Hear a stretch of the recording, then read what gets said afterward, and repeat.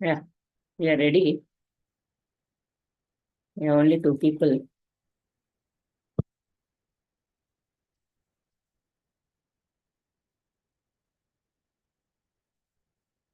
You're waiting or we'll start?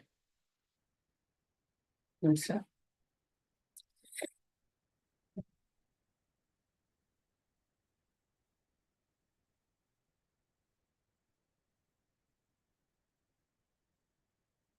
Oh.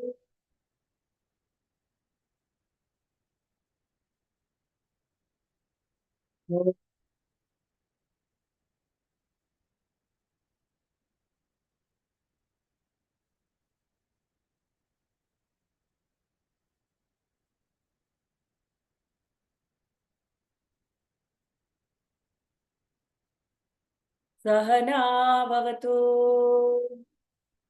Sahano bhunaktu, Sah Viryam karavavahai, Tejasvinavadhitamastu ma vidvishavahai.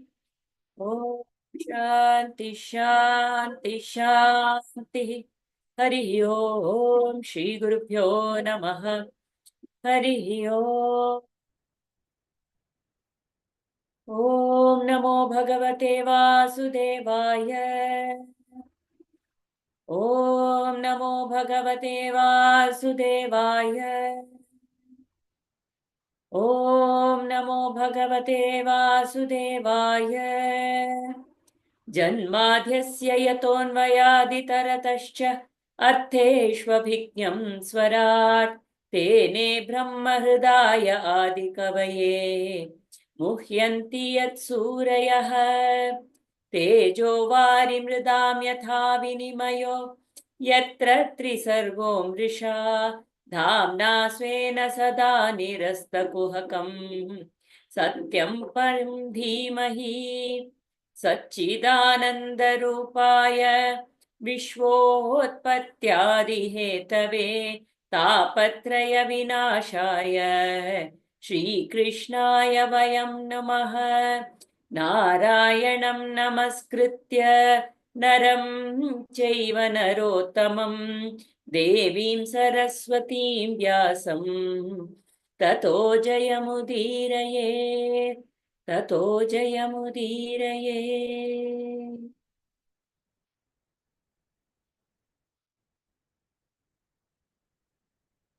Hari Om.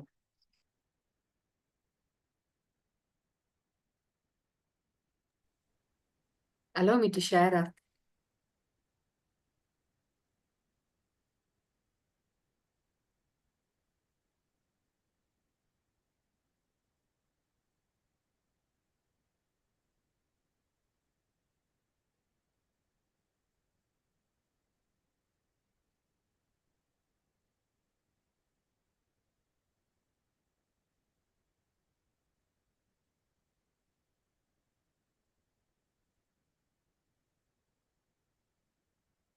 I think we are entering the 9th canto. We are done with Matsya, right? We saw this Vaivasvata mantra, right? Yeah.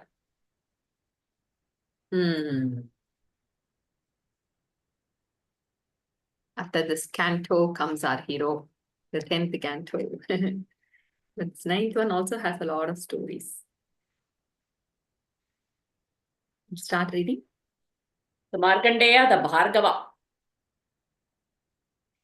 When Ugrashrava was recounting the Bhagavata as related by Shuka to Parikshit, Shaunaka had a sudden desire to know about Markandeya, and so he interrupted the narrator and said, "My lord, a doubt has assailed me. We have been told that at the time of Mahapralaya, when the entire world had been submerged under the waters, Markandeya, the son of Mrikandu, did not suffer since he was granted immortality. I am intrigued as to how it was possible. As far as I know, this Markandeya has been born in our clan, the clan of Bhargavas. We have known him ever since he was born, and we have not witnessed any deluge so far. How then is it possible for this story to have a basis that Markandeya was unhurt during the Pralaya?" So there was no Pralaya only. how can you say that Markandeya did not go through the Pranaya? We have also heard that on the waters of the ocean, he saw the Lord in the form of a child lying on the Ashwatha leaf with his lotus hands holding the great toe of his lotus foot to his lips with a smile of contentment lighting his face. Please elucidate this seeming puzzle to us, my Lord. So let us first understand who is asking this question. Shaunaka asks this question. So this whole thing is happening in Naimisharanya. Let's go back to this whole thing. Ugrashrava in Naimisharanya, Ugrashrava is now recounting the Bhagavatam to everybody. And the main disciple there is Shaunaka. And he is telling the story of Parikshit and Shukha, where Shukamuni has told this already to Parikshit. Shukamuni got it from Vedavyasa. Vedavyasa got it from Narada. Narada got it from Brahma. Lord Brahma got it from Narayana. When they passed it on, it came only as Chatushloki. But by the time it came to Parikshit, it became this long Bhagavatam with more examples. The same topic with more examples, it is being told again and again. So Ugrashrava and Shaunaka are in Naimisharanya talking about the Srimad Bhagavatam. Then we started this, if we remember, in Naimisharanya, Shaunaka and all the rishis are performing yajna for the welfare of the entire, creation. And because Kali Yuga is going to set in, that is so 1,000 rishis perform. So at that time, during their break time, they do the Bhagavata Katha. So that is when Romaharshana or Ugrashrava, he come in and he comes and everybody raise. And he happens to listen to the conversation between Shuka and Parikshit. So Shuka Muni in the end says, after Parikshit leaves his body and all that, so Ugrashravas was there. So Shuka Muni says, now you will pass on this Bhagavata Parampara, this Parampara to the, to generations that come.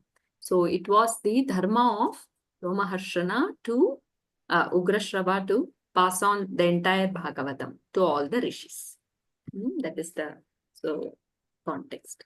So now Shaunaka is asking, even Markandeya has been born like us during our period only. So then how could he have seen a pralaya that we have not seen? I have not seen. What is typically a pralaya for us? Water is coming and it is taking away. The whole world is getting destroyed. That is how we imagine pralaya. We imagine that the world is destroyed. But Jagat, according to Vedanta, Jagat is not the world outside. Jagat is our projection of the world. It is our perception of the world, our projection of the world. When I go to sleep, our projection of the world goes into Laya. There is no projection at that time. It goes into Laya. When we get up again, there is a projection. Srishti happens. So it is, Vedanta is not separate from our experience. That is very important. Like science is doing all the experiments as though the world is separate, we are separate, and going about trying to understand the world. But in Vedanta, it is our experience of the world. The world is not separated from us. Whether you take astrology, anything, it is in relation to us.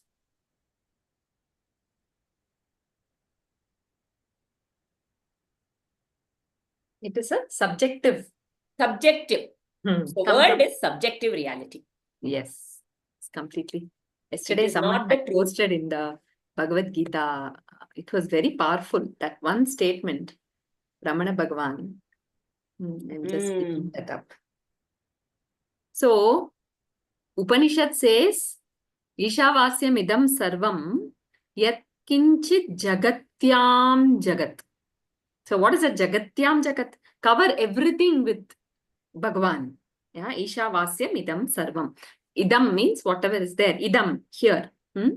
Sarvam yat kinchit, even little bit of jagatyam jagat. So like what Aarti was saying, it is not the outer, mountains and plants and trees. Not just that. Outer. Yeah, the world which is within. That only matters to us actually. Only that we are in that only. We may be thinking actually we are living in that world only, in our own mental planes. So that world, you cover it with, know that as the Swarupa of Bhagavan. Cover it, clothe it with Isha. That is what Upanishad says. So what is this world that Ramana Bhagavan, I'll just read that out. If I just give that one word, it may not be...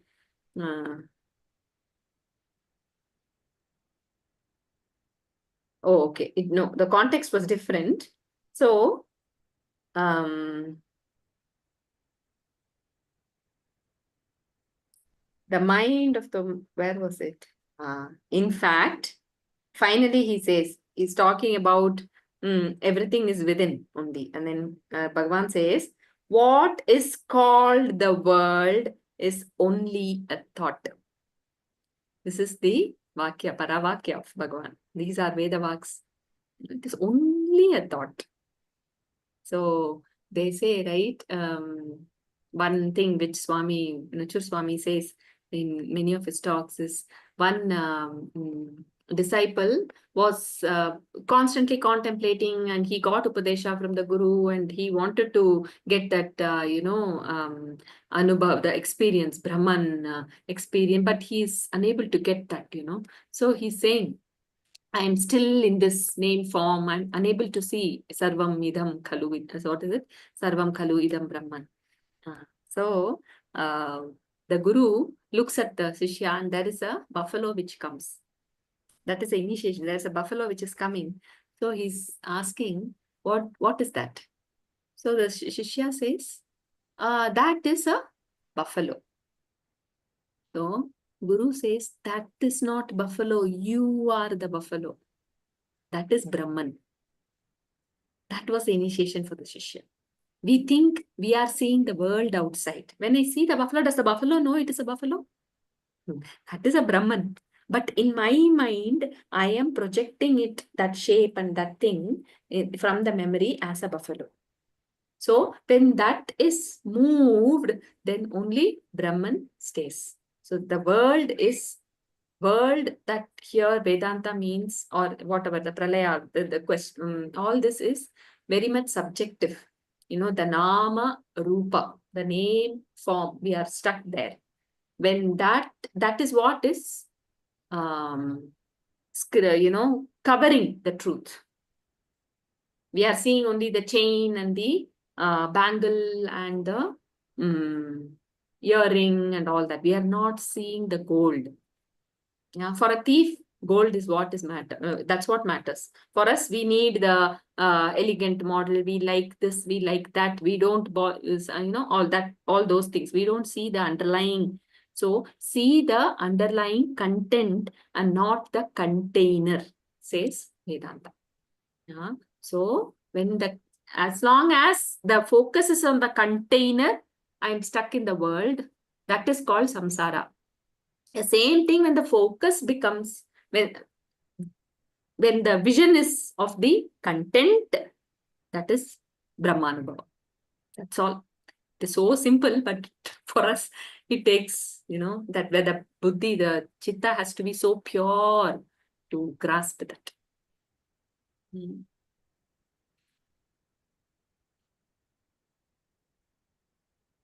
Yes.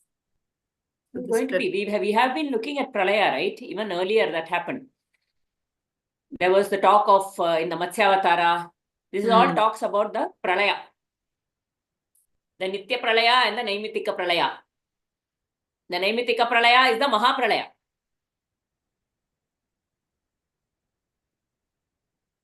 That was given in the Matsyavatara. So again, Markandeya, we are seeing, looking at Pralaya. Here, first initially it was all about Srishti, creation. And then there is Sthiti, how maintenance happens. In Srishti, we saw the stories of Hayagriva and Varahavatara. The Isn't it? churning and all also, The no?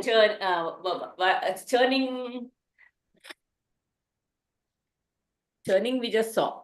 So we saw the Varahavatara, we saw all the, what else did we see right at the beginning? I'll have to look at the book. Kurmavatara we saw, right? Which one?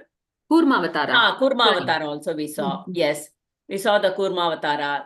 And we saw all of that as part of the creation, Srishti process. And how Srishti came from the singularity, the one-to-many, all of that. And then there was the Sthiti, we read about the Panchabhuta, the Panchakosha, the, all the stories, the Prachetas, the, all that Prajapatis. Prajapatis, all the multiplying, the Daksha Prajapati story, and all of those things. How that was also part of the creation, the many creations that happened. And then we see, so that is a part of the creation. So the creation itself is like a yajna of sorts. And then there is the sthiti. And then we saw how, we saw just now a little back how we, even during the sthiti stage, keep the mind on the divine. The dharma, the bhaktas, the protection, Narsimhavatara, Vamanavatara. All the protection. To keep the mind on the divine at all point in time during the sthiti, during the preservation phase. Even the Gajendra Moksha and everything. It is a part of, the bhakti. While in this thing, creation is like a yajna.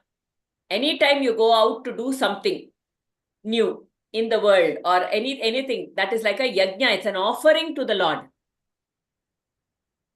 When I write a poetry, it is an offering to the Lord. If it is coming as there's no creation, right? There is only manifestation.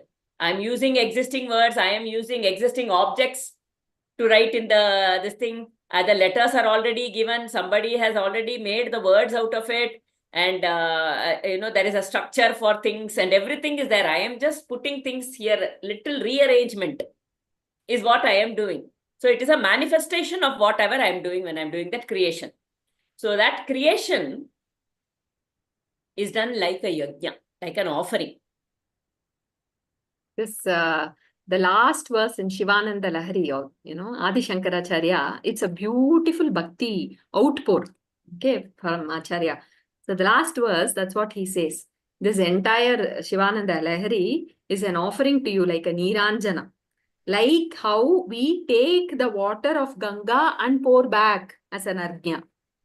Like showing the arati, to Surya Bhagavan, showing his own. Like that, you have flowed through this and, this entire Lahari is also a manifestation of you only. And this is such a kriti. That is how the last verse of Shivananda Lahari, Adi Shankaracharya writes. It is very beautiful, actually. So that's all. Everything is him. And he himself has flown through as that bliss, that wave of bliss through Adi Shankaracharya. Who is Adi Shankaracharya? Again, a manifestation of the same consciousness, isn't it? So that is how it is. It's all the same. So beautiful. So Srishti is an offering.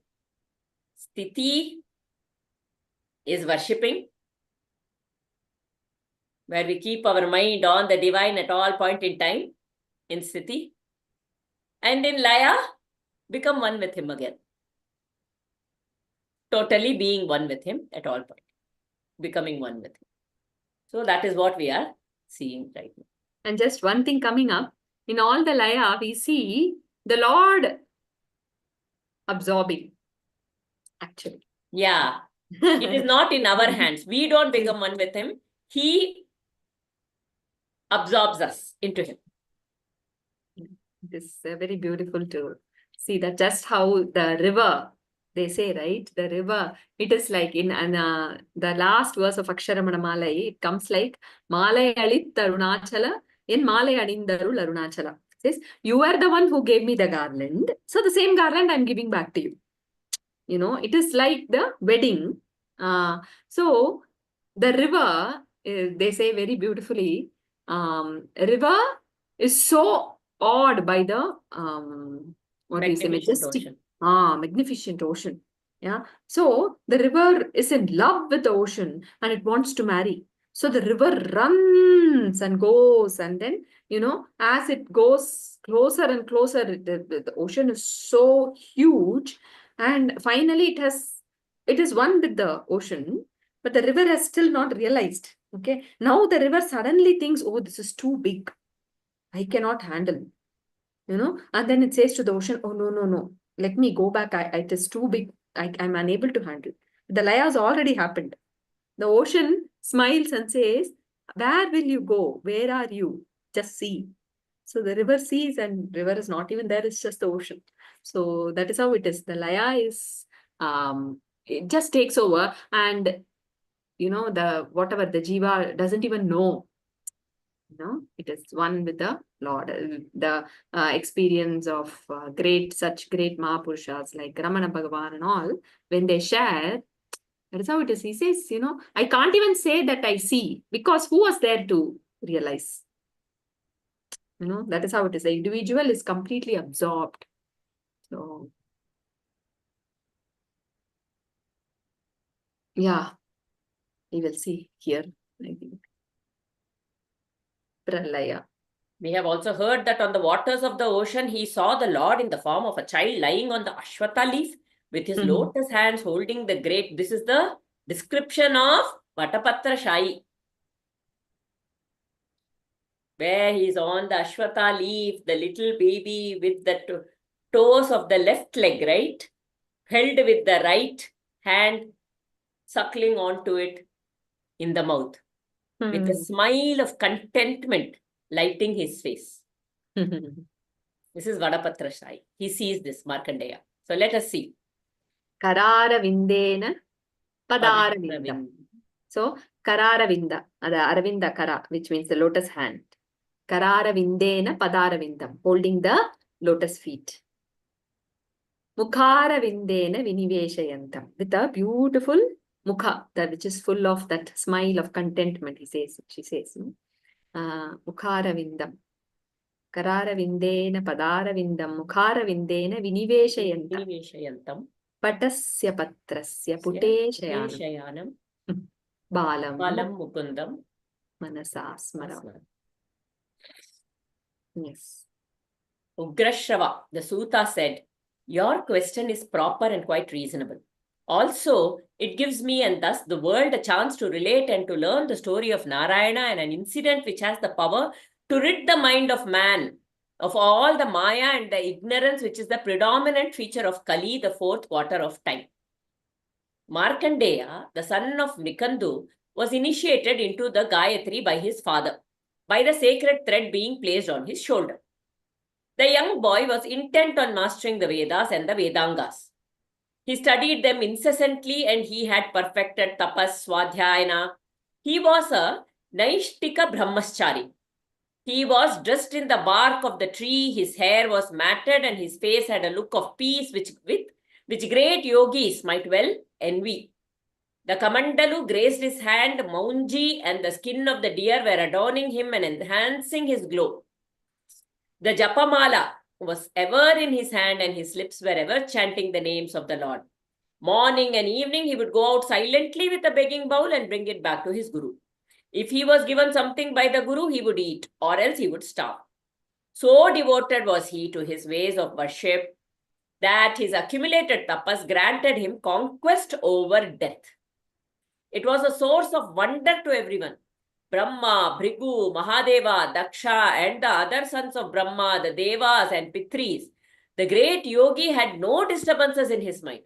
It was calm and serene like a lake and only the thoughts of Narayana found a place in his mind. Now Indra, We want to go up a little, Bala. This.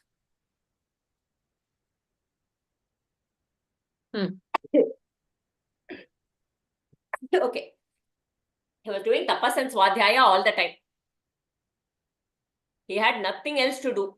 He had completely renounced everything. He was eating only what was given to him. He didn't have anything he would not eat. His thing, there was nothing else he wanted to. There's no engagement with the world otherwise. In that sense. Only chanting the name of. So, what happened with this? All his vasanas were completely sublimed. There was total purification. It was like an everyday sadhana. This is beautiful for us. Everyday sadhana with absolute dedication can sublime our vasanas. Without all the Prahalada standing for 6 months tapas on one leg. That is one form of tapas, but doing our regular chanting or listening to this every day like is a tapas. Chanting the name of Lord is tapas. Swadhyaya is constantly remembering him and studying scriptures to take us to inwards towards him. All of this are a form of tapas, and so whenever we come to these classes, we get rooted in that self, in the divine. So that is swadhyaya. Tapas is our chant when we get up in the morning and we go through all our regular nitya karma. It is our tapas. So, and that can do vasanasya. Clear up all our vasanas. It was a source of wonder. Just devotion and worship is enough. When the tapas accumulate so much that there is no place for the vasanas. And hence, when there are no vasanas, this is what Raghuramji says. When you leave the body before the vasanas are sublimed, that is death.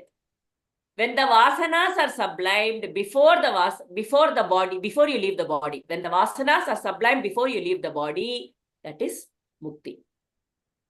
If there are no vasanas, what are vasanas? Vasanas are like, say, something like the gaseous state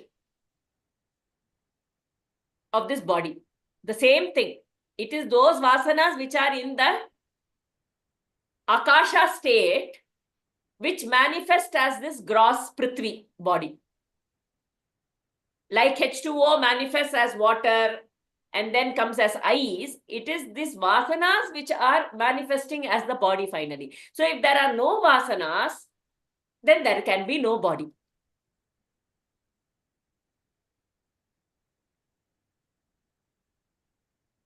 But there are certain vasanas which cannot be removed, and that vasana is the human vasana. If that we carry, even after all this vasana kshaya happens, the prarabdha karma that you come with, those vasanas that will stay until the janma is over, and the vasanas that we have as humans, how to eat, what to do, those that will stay. But all the other vasanas which are causing my samsara, that will be removed totally. That is very beautiful. Basically, we can say something in seed form, which is yet to sprout as vasana. This physical body is it's tamas actually. It is the tamasic manifestation of those seeds which are grown into a tree now. Yeah. So it will take, this body is here until its dharma is over. The body is here and it will fall. It will fall until its dharma gets over. Okay. So it's already manifested. So nothing can be done much about it. So in the bhakti path, what they say is karma yoga, using this body, whatever work we do, we offer. So that is how there is a complete surrender, yeah, and at the physical level, yeah, because the gross manifestation has already happened, that is prarabdha karma. But the causal, the vasana, at the vasana level, when the mind is like Markandeya, that is the goal maybe. When the mind is completely absorbed in Bhagavan, there are no accruing of vasanas, no more additions. So that there cannot be further tamasic manifestation. So basically, there is no desire to get embodied again. All said and done, this one has some desire to get embodied again because of the ignorance that we think there is something that can be, fulfilled, and, I can gain fulfillment by something, by getting something from outside. As long as that ignorance is there, some vasana will come, and, accordingly, the manifestations keep happening.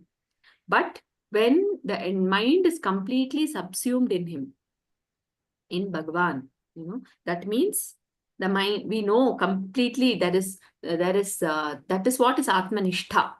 That is that Drida Jnana, they say, very steady Jnana. It just, there is, what do you say, complete, we can't even say conviction. That is that Nishtha, saying that,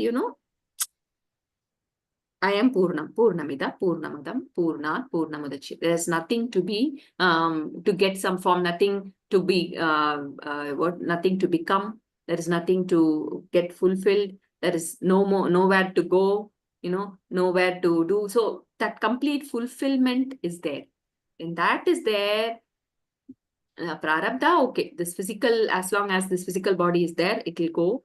And then there is no other seed to sprout. Everything is baked in the fire of devotion. That's all. So it is, as a theory, as a concept, we can understand it like that. But it is a yoga. It is a practice. Completely putting the mind in Bhagavan. Devotion, bhakti is the path in Kali Yuga. Is just to keep doing the Nama Japa, taking the name of the Lord, taking the name of the Lord, taking the name of the Lord, moment, ever chanting the name of the Lord. That is what here, even Markandeya is said, ever chanting the name of the Lord. So when that is there, nothing else, everything else just falls like a withered leaf, like a dry leaf.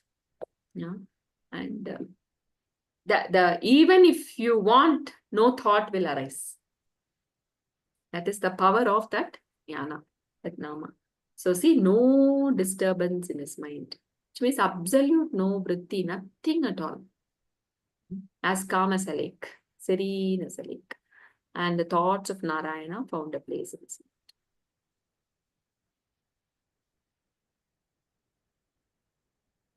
This is maybe the Sayujya Mukti.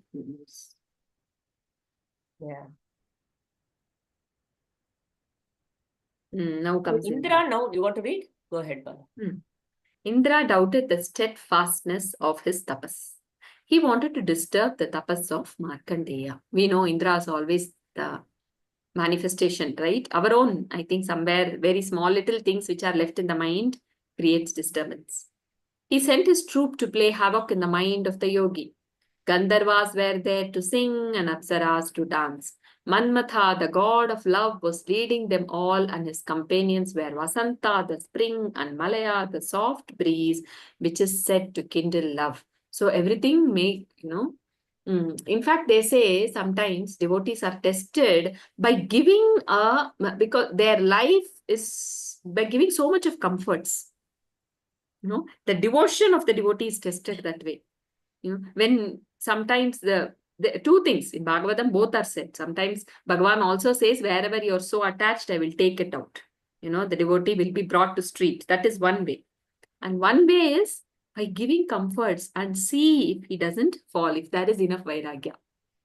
If that vairagya will come only if there is complete, when the mind has completely subsumed in Narayana. Otherwise, the vairagya, because we know we are Purna.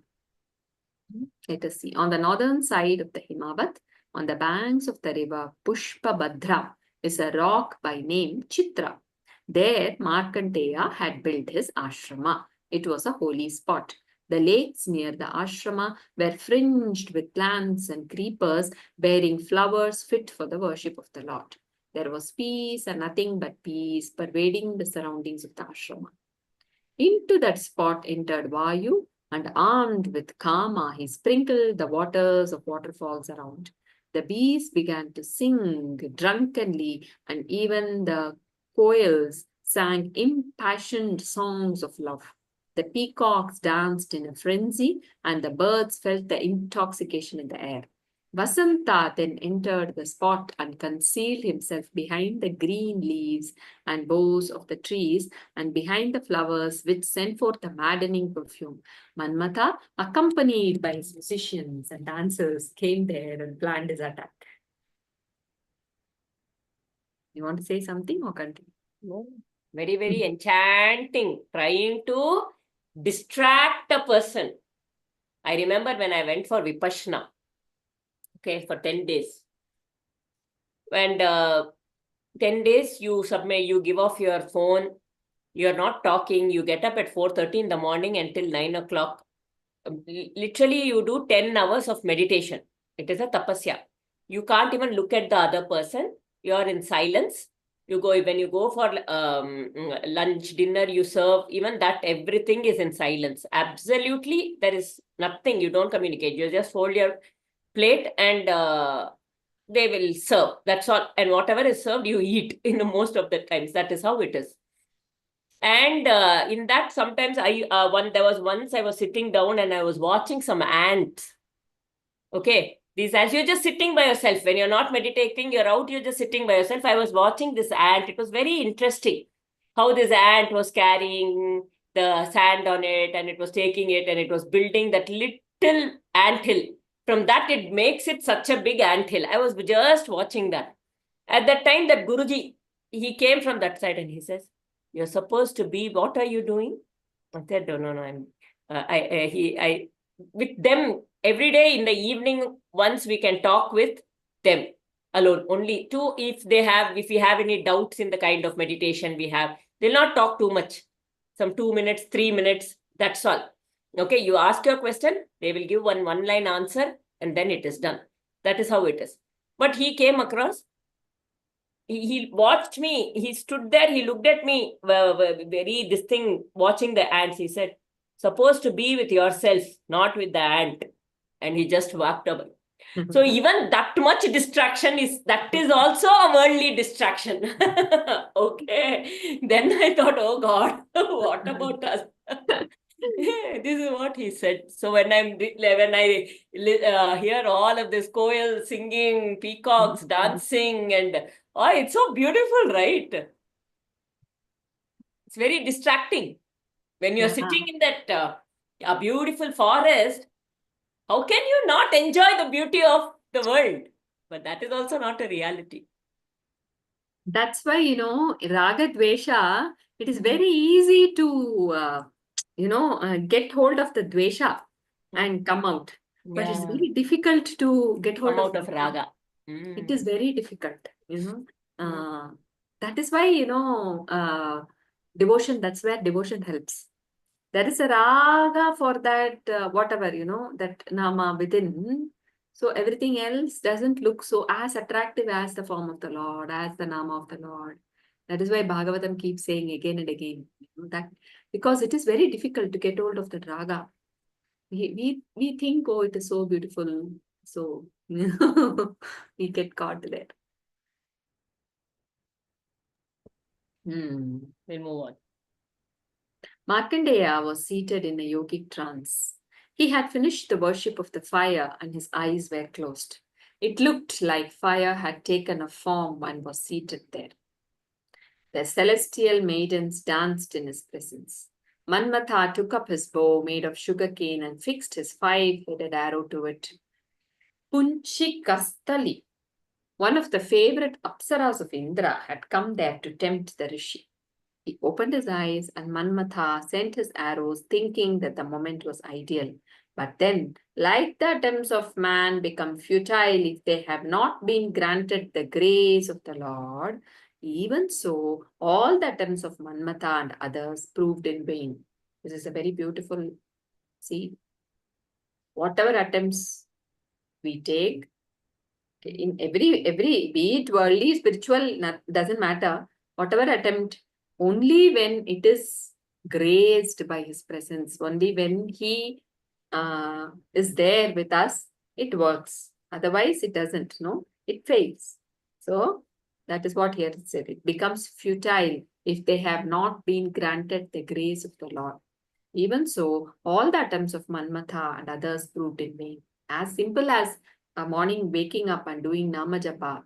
No, today morning also in Narayanam, we were sharing. One day the chant is so good, we feel so peaceful. One day the mind is so disturbed.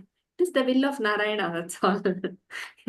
The one day it is so sattvic, one day it is rajasic, one day it is so tamasic, we may end up sleeping. That is how it is. Come what may, that time I sit. That also can happen only by his grace. Otherwise, it is not possible. Come what may, because it needs a lot of nishchaya, no? Needs a lot of conviction. So with my individual, if I think I am going to do, I may end up sleeping.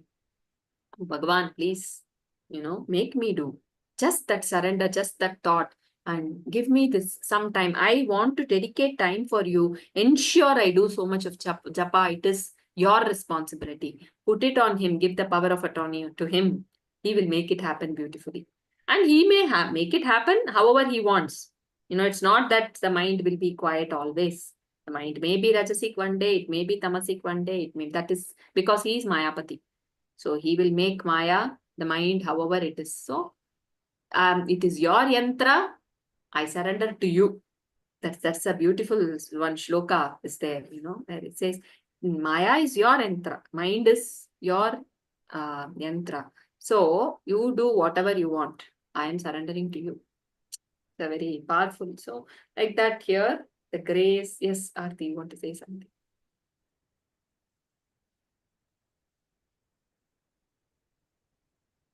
So the grace of the Lord is very important in everything. Otherwise, when within my limitations of this ego, we will realize it slowly as we.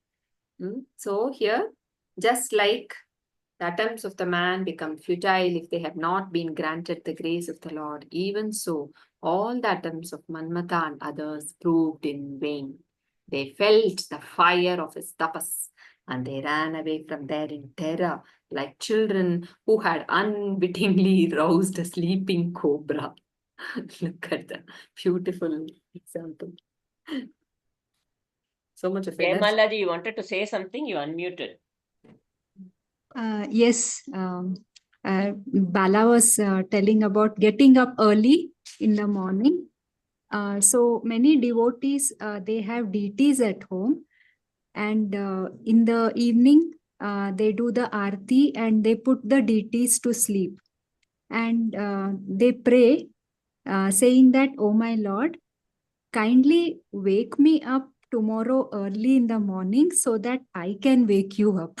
It's a prayer they say, kindly wake me up so that I can wake you up. So that's a very loving reciprocation between the devotee and the Lord. That's So what I beautiful. want. Yes. It is like the child telling the mother, no? Yes. Please wake me up. But then so that I can wake you up. It's so sweet. Because they put the deities to sleep in the evening, and then when they get up and they take the bath and everything, and then they have this process of waking up the deities also. So in the night they pray like that. So it's charming. Yes. Yeah, very beautiful. What a bhava. This is what, it's a very beautiful bhava. I hope some of you will join us for the Bhagavatam retreat this weekend. Yeah. It is beautiful. We are having Narsimha Prahalada Leela.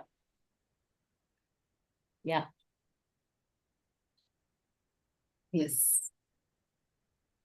So,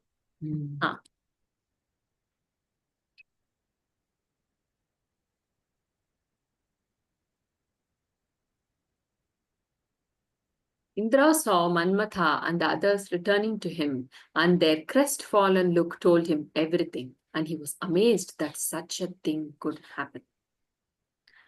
To Markandeya, who was rich in tapas, swadhyaya and samyama, came the Lord Narayana in the form of Nara and Narayana. One was dark and the other was fair. Their eyes were like the petals of a newly blown lotus. Each had 4 arms. They were dressed in deerskin and tree bark. Pavitra, made of kusha, was found on their fingers, and the sacred white thread gleamed on their chests.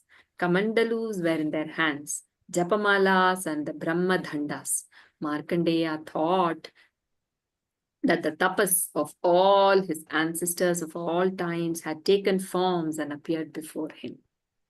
So beautiful. See, the description of Markandeya and description of Naranarayana are so similar. If you look at it, right? This is what in Srimad Bhagavatam we will see many places. The Lord is described, the beautiful description that is given.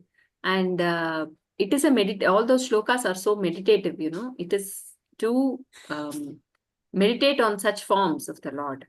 And here, even in Bhishma Stuti, if we remember Kunti Stuti and all, if you see, they are, for Kunti, the Lord looks like a child. She says, now show me your form where you looked as if you were so scared in front of Yashoda, right? When he was tied to that mortar and you were pretending to be so scared. I would like to see that form of you, O Krishna, says Kunti. You know, that is her bhava.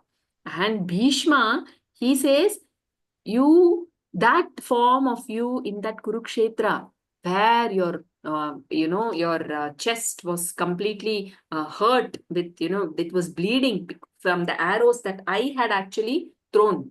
And your face was filled with that perspiration, and the dust of that war field. I would like to see that form of you. He, being a Kshatriya, is relating to the personal form of the Lord like that. The personal form of the Lord is so important. So each bhakta imagines a reflection of his own, so here also for Markandeya, if you see, Naranarayana comes as very similar to how Markandeya was described earlier, right? With the deer skin and the tree bark, right? And with the japamala.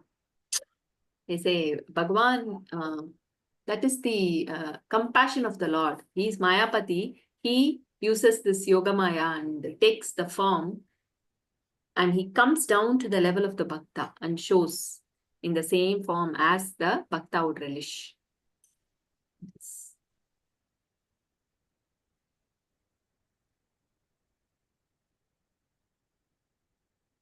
He could not see them. He stood up with great excitement and fell at their feet. He could not see them because tears blinded his eyes. He had folded his palms together and with faltering words welcomed them. He gave them argya, padya, and made them take their seats. He worshipped them with flowers and incense. He composed himself and spoke words praising them. He said, Lord, you pervade the universe. You are Brahma, you are Mahadeva, and you are the Atman inside me. You are the Lord of the power of speech, of the mind and the senses. You make men dance to the call of the senses, and at the same time, you are the one to save man from his this puppet show. This twin forms of yours has been assumed by you for the good of the world.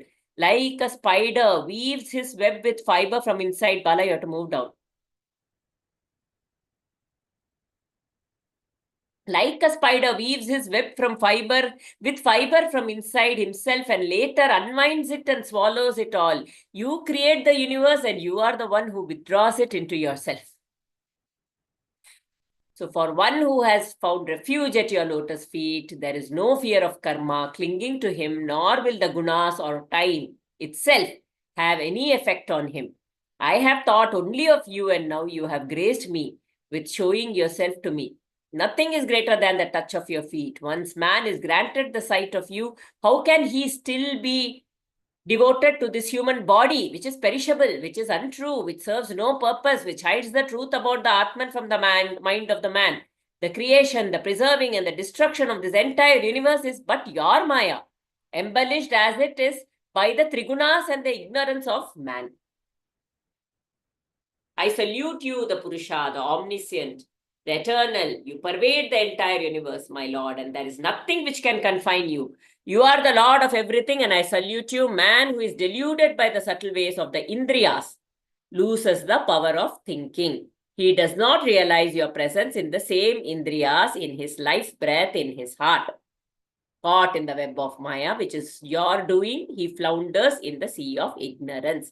It has been said that even the great Brahma, the creator, was for a time lost in this same avidya until you taught him the Vedas and made him realize the truth. I salute you, Lord of Lords.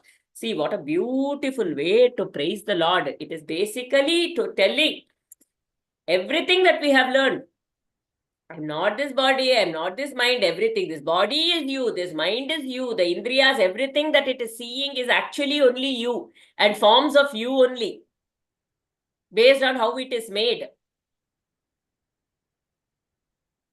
There is no time when see, if you look at it, there is consciousness. Consciousness is like a screen everywhere. And in this screen, the whole world is a projection, like a movie. So if you look at this movie happening on the screen, the movie is probably showing like it is happening over so many years. But in the screen, is that happening over so many years in reality? There's no concept of time. It is just, everything is just happening on the screen. It is not happening over so many years. The concept of time is all only when it moves outside of you. As long as it is in the screen, it is only in the here and now. When the past also, I am thinking there is no past. The past has come into into this presence right now.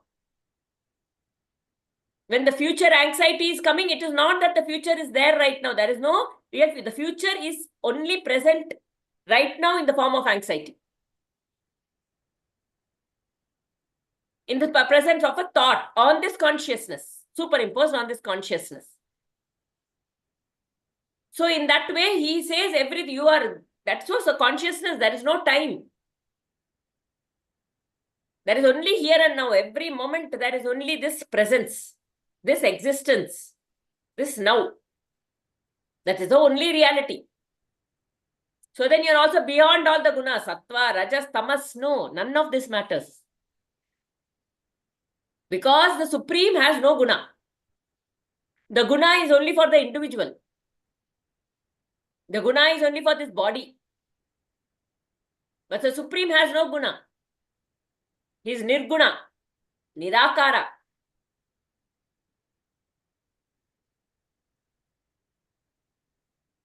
Kalatita. Beyond time.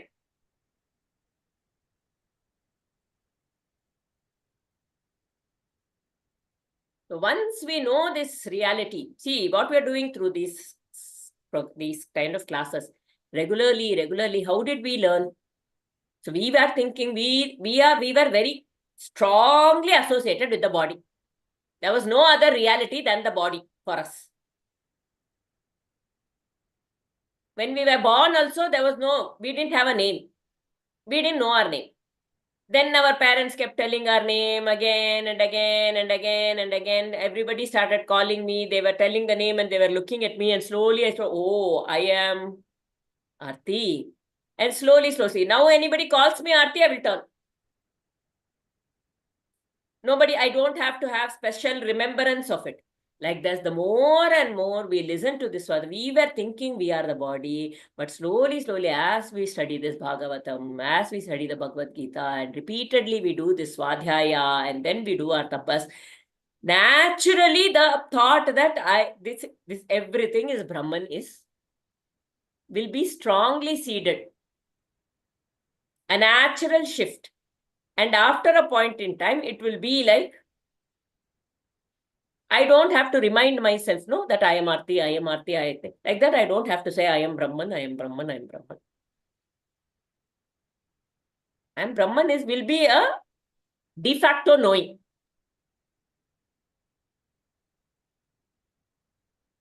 It will be only Brahman. There's no I. There is only Brahman. There is no I at all. That fact will be strongly established as we keep doing this. When I started learning, A, B, C, D, first forming the letters was so difficult. Now I form the letters and I have to know A, that is A. Then I have to put the letters together and make a word. Then I have to make a sentence. So much coordination that is happening. But as we do it again and again and again and again, it absolutely gets established. Now it becomes muscle memory. I don't even have to think. How should I form the letter? How should I write? How should I do? Nothing. It just flows. Like that, this tapas and swadhyaya. Constant tapas and swadhyaya. If we keep doing, we just keep doing it. Just keep doing it. Just keep practicing. Just keep practicing. Automatically, the truth about our Atman is revealed to us. And slowly, slowly, it is revealed and we will also be established in it.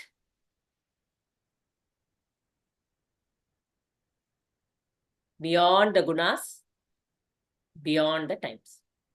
Our past will not bother us. The future will not bother us. The anxiety of the future will not bother us. The baggages of the past will not bother us. Sattva, Rajas, Tamas, whatever is the thing play. Okay, during the day there is Sattva, during the whatever it is everything, there is an acceptance because everything is Brahman. Nara and Narayana, it is a combination. A jiva is a combination of the I and the small self and the bigger self. S with the smaller S and the big. They are inseparable. The Jivatma and the Paramatma. They are nothing but one and the same, only the Paramatma.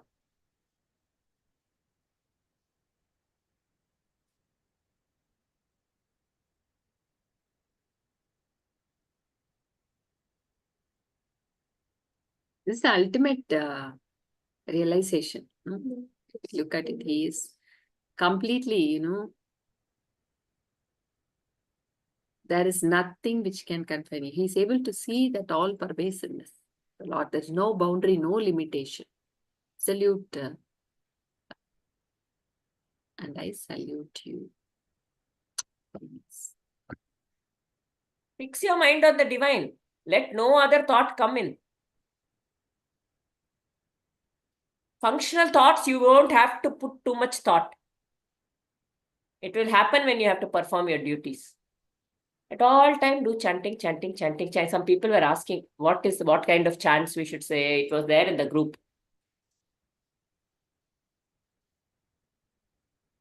No mantra chanting. I think anything that starts with Om, but anything like Namah Shivaya.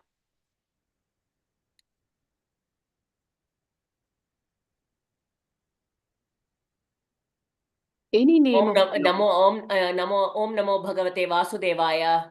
Yes, Bala. Yeah, any name of the Lord. Any name of the Lord. Any name. That, see, it is very important that you have some emotion towards it. So choose your, don't get too confused also.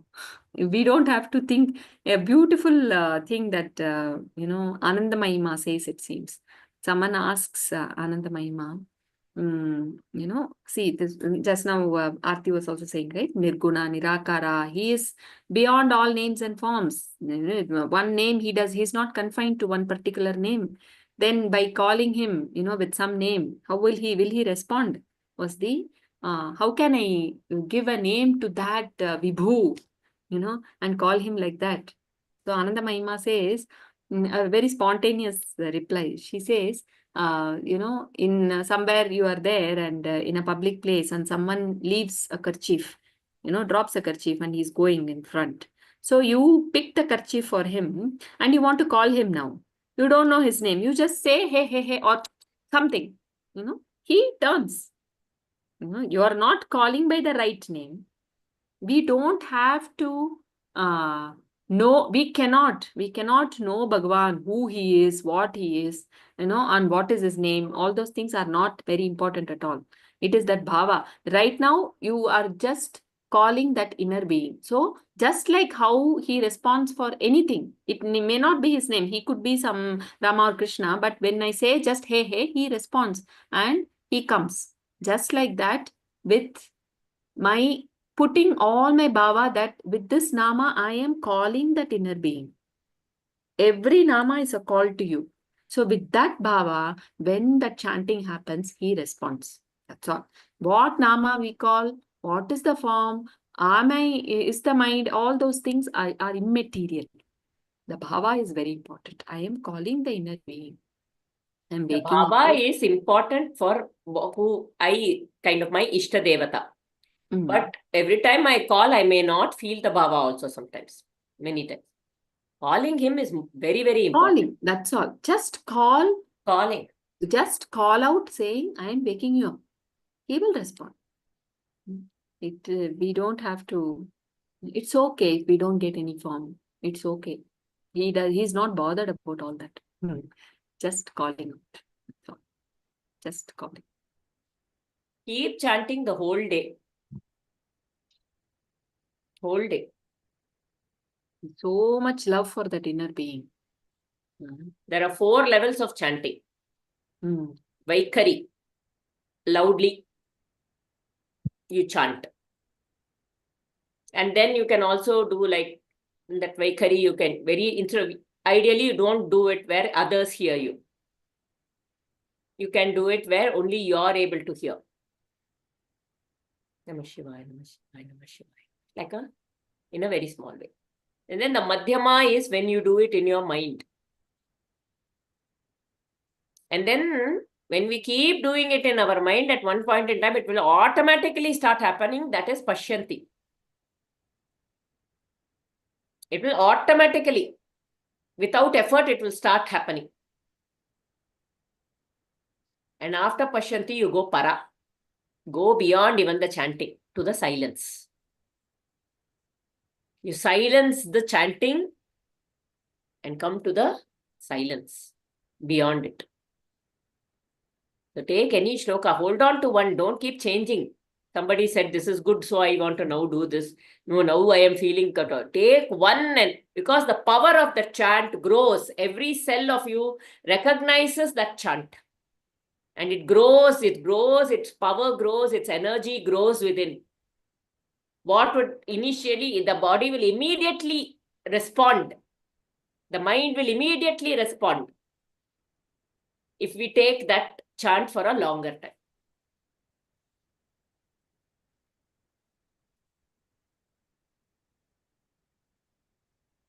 Nara and Narayana, listen to his worship with anything you want to say, Bala?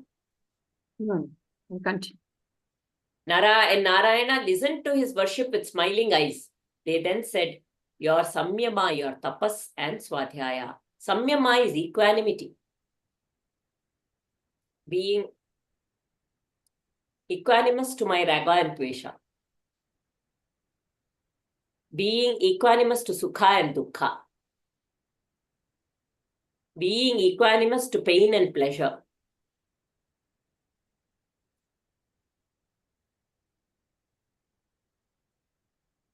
Being equanimous to friend and foe.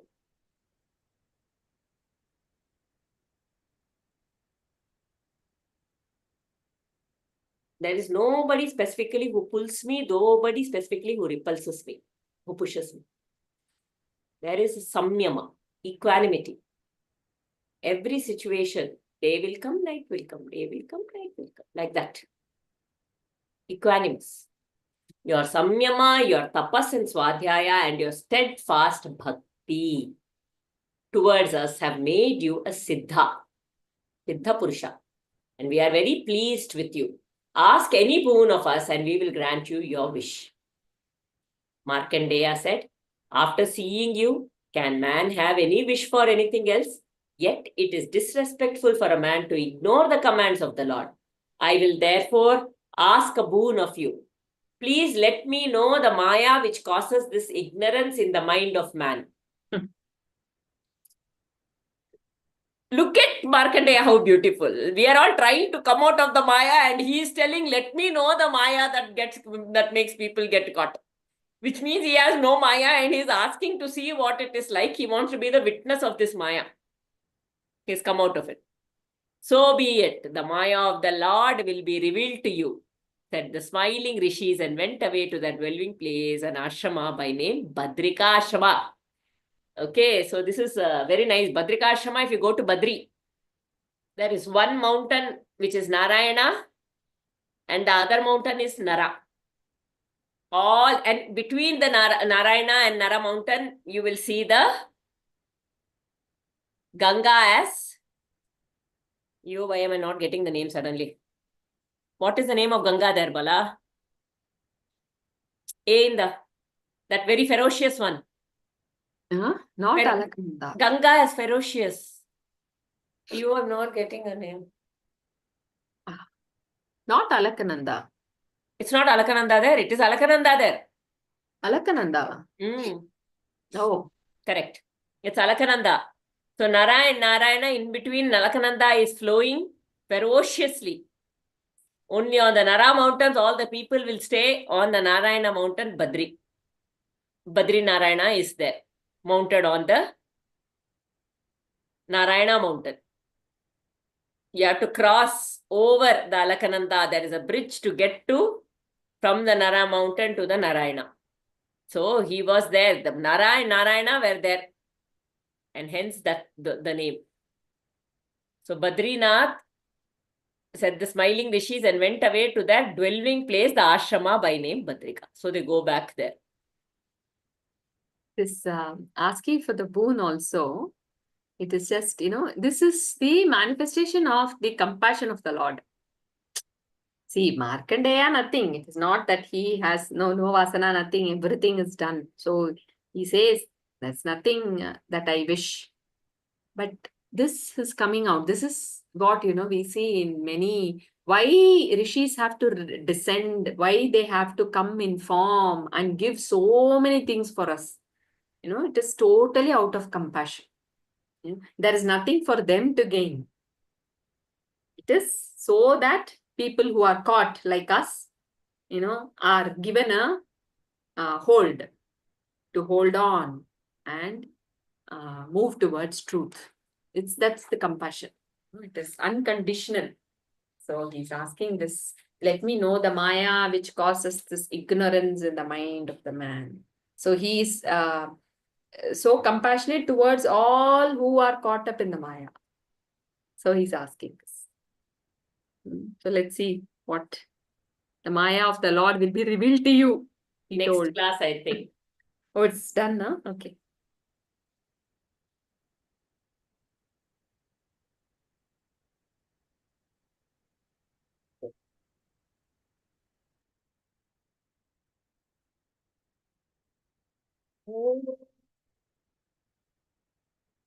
Asato ma sadgamaya, tamaso ma jyotirgamaya, mrityorma amritam gamaya. Om Purnamada Purnamidam Purnat Purnamudachyate Purnasya Purnamadaya Purnameva Vashishyate Sarve Bhavantu Sukhinah Sarve Santu Niramayah Sarve Bhadrani Pashyantu Ma Kaschid Dukkha Bad Bhavet Om Shanti Shanti Shanti Harihi Om Shri Gurubhyo Namaha Harihi Om